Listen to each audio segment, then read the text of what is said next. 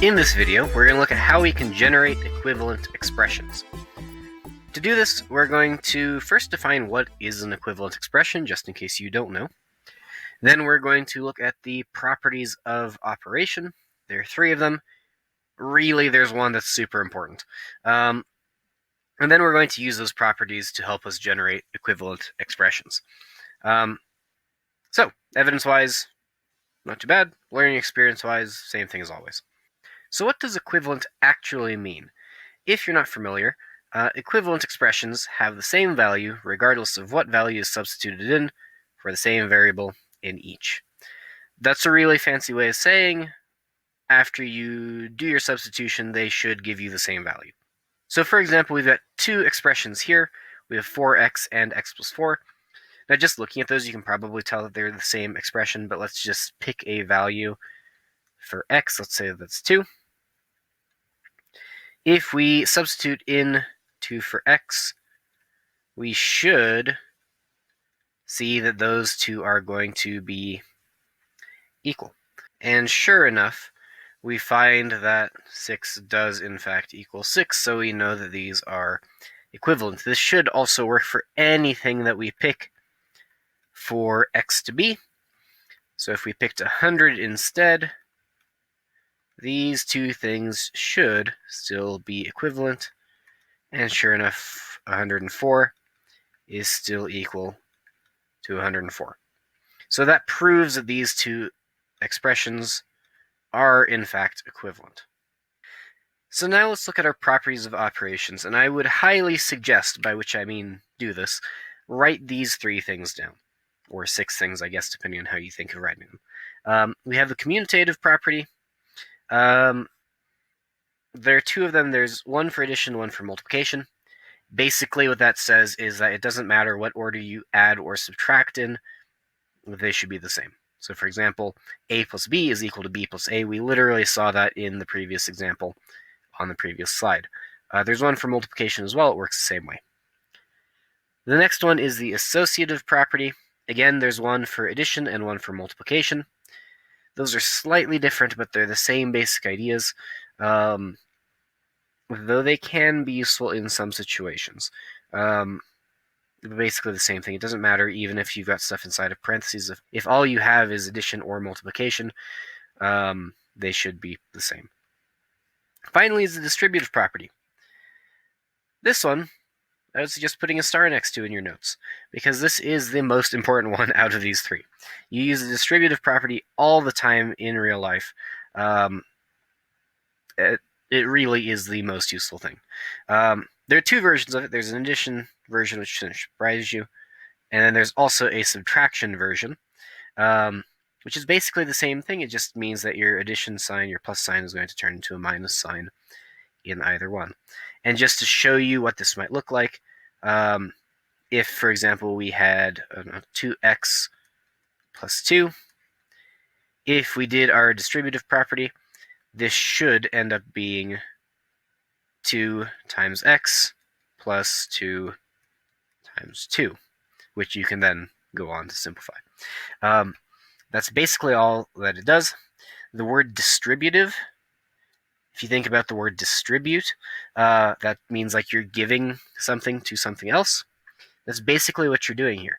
You're taking your 2 that's in front of your parentheses, and you are distributing it. You are giving it to each of the terms inside of your parentheses. So each of these now has a 2 being multiplied by it. That's kind of the idea here. Let's look at a more in-depth example. So in this example, we have 2 different expressions. We want to check if they are equivalent. So looking at this one, that looks like it's pretty much set to go. So really we want to check to see if this expression is equivalent to this one. So to start off, we're going to start by looking at just this first section here. If we look at how that's set up, that looks a lot like the a times b plus c. So we know that via the distributive property, this should be equal to a times b plus a times c. Our a in this case is going to be 6, Our B is going to be n, and our C is going to be 3. So we can just use that information to help us make an equivalent part of this expression, at least.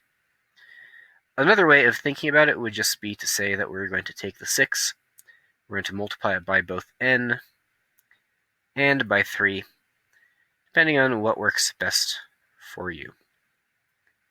So now we're going to have 6n plus 3 times 6, and then we still have that minus 4 in the end. We can do 3 times 6, which will be 18. We still have the minus 4. And now we just have to do a little bit of subtraction here. We have 6n plus 14. So, did we end up with this? Yes. They are going to be equivalent. So that's where you might use the distributive property in real life. Notice that the most useful one there was the distributive property as well. Additionally, we still had to follow PEMDAS. We still dealt with the multiplication / parentheses section before we could deal with this subtraction part. So it's all kind of coming together right now. Next, you're going to try this you-do problem. You're going to find an equivalent expression for 3 times the quantity x minus 6. Look back at your notes at the various properties that we have. Which one's going to be most useful for you in this situation? Ready, go. So, things to remember. Expressions are equivalent when you substitute for a variable, and they give you the same value. That's just what does equivalent mean. Things should be the same. You can use the properties of operations or the poo to generate equivalent expressions. Really, the most useful one for that is probably going to be the distributive property, because if you ask me, it is the greatest thing since sliced bread. Remember the distributive property. I can't stress enough how important that property is. Write it down, put a big star next to it, paint a painting of it, hang it on your wall. I don't know. Make sure you remember it. Get it tattooed on yourself if you want. That might be a bit extreme, but it's that important. Yeah. Finally, let's look at some suggested practice problems. There are 6 of them here for you. You're going to use the properties of operations to generate equivalent expressions for each of them. Some of them are more challenging than the others. Most of them use the distributive property, but there is one that actually uses one of the other 2 properties, so be careful of that. The last 2 there, the 5w minus 15 and the 2x plus 4y, you might have to do the distributive property backwards.